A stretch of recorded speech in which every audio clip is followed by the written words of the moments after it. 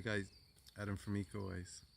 So we're here in this beautiful meadow at the edge of this scrubby woodland, and there's another orchid that's flowering now. This orchid here is called, in Latin, the official name is Orchis purpurea, the purple orchid.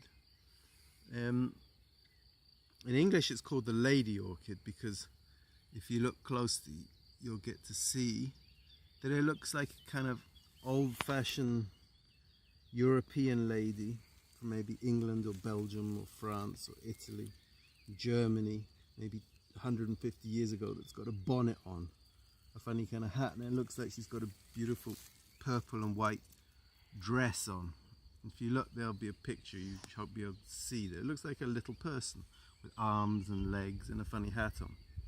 Now this, when I talked to you about an orchid before, if you remember, it was Orchis insectivora, the insect orchid, and where I was talking about sexual deception, the way that it looked and smelt and even touched like a female bee, and the male bees would come and pollinate it and spread the pollen around because they thought it was a female bee. Now this has a similar kind of deception, but not sexual deception. This is food deception. This looks like it would be a flower with lots of juicy, nice nectar, which is the reason why most bees or insects go to flowers, is to get something to eat. The nectar, the like honey, like sweet, sweet liquid that the flowers give to the pollinator as a gift, and then the pollen gets kind of put onto the insect and the insect carries it to the other plant, because these plants can't move around, so if they want to sexually reproduce they have to get their gametes or their seeds, the things that make the seeds, the male and the female parts need to meet, and they're not going to do it by walking around or flying about like maybe fish can do it swimming around, or mammals can do it walking around, or if they're bats flying around, or birds or insects, but because these are stationary, they're staying in one place, so they use other organisms to carry their gametes from one plant, one individual to another. So in this case, or yet again, probably be a bee, probably a bumblebee. They'll see this flower and think, wow, that looks like a really, I mean, if you saw that and you're a bee, you would think that looks like a great place to have some nice nectar, because look at the color. It's really attractive. You can see it from a long distance.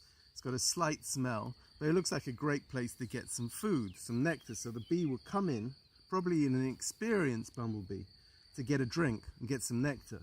Go in onto the labellum, which is this big petal that's evolved into this funny shape that looks like a person or like a lady.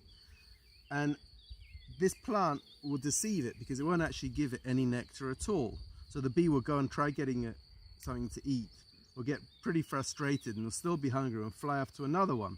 And as it flies off, without knowing it, the orchid has left some pollen on it, and the bee will fly off to another orchid over there, and the same species, to get some more, looking for something to eat, and will deposit the pollen on the other orchid, and that's how they cross-pollinate. That's how they pollinate two different individuals. So then they'll make seeds.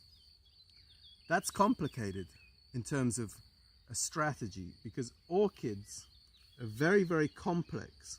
They for a start, they're one of the most numerous groups of plants. There's like 28,000 different species of orchids all around the world.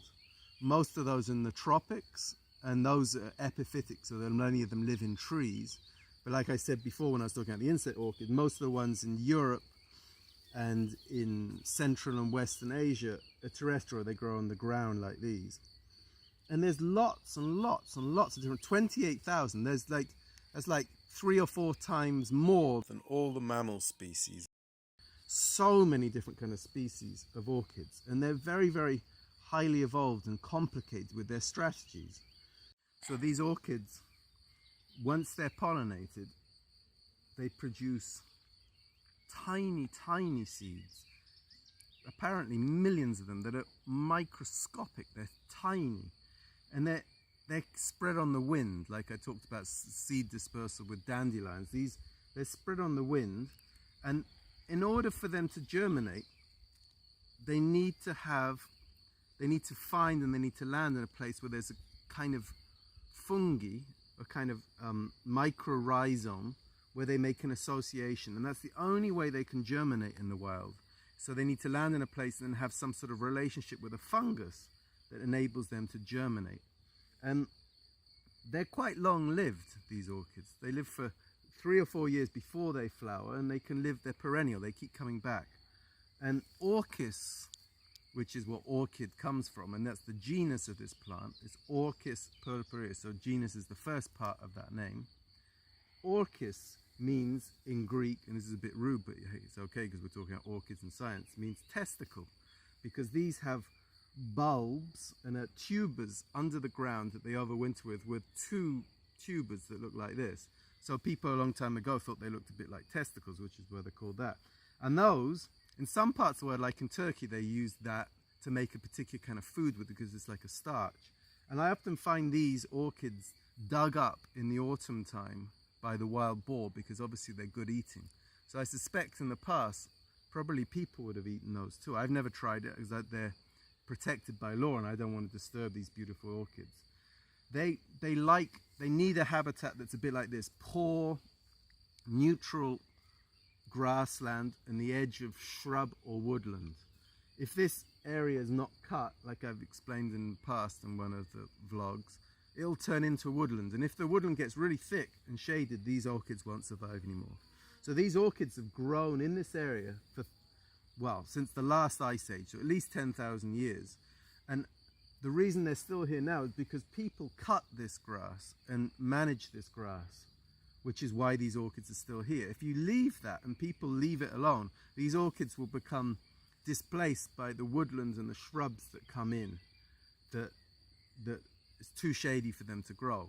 So they like it with very low fertility, grassland like this or shrubby areas like this where there's little nutrients. So if someone came here and put chemical fertilizer on this field, these orchids would disappear, because the grasses that grow here would, especially those that grow really hard and fast with lots of nitrogen and phosphorus, would take over, and these orchids wouldn't grow here anymore. And that's why they're becoming rare in Europe. These orchids, this particular orchid, this lady orchid, this Orchis purpurea, grows in Central and Southern Europe and all the way over to Central Asia. There is some, it's very, very rare in England and in Belgium and the Netherlands. In this part of Italy, it's quite common, there's quite a lot of them, but they're under threat, because if people start managing this area differently, they won't be here anymore. And this area here has been managed like this so that people can get hay from this meadow. But now there's less and less people living here, and there's less and less people cutting the grass. So these orchids and this habitat's becoming more and more endangered. And that's why it's important to maybe keep managing this area in the same way. So we've got these beautiful meadows with these beautiful mysterious orchids. The lady orchid, Orchis purpurea. Take it easy.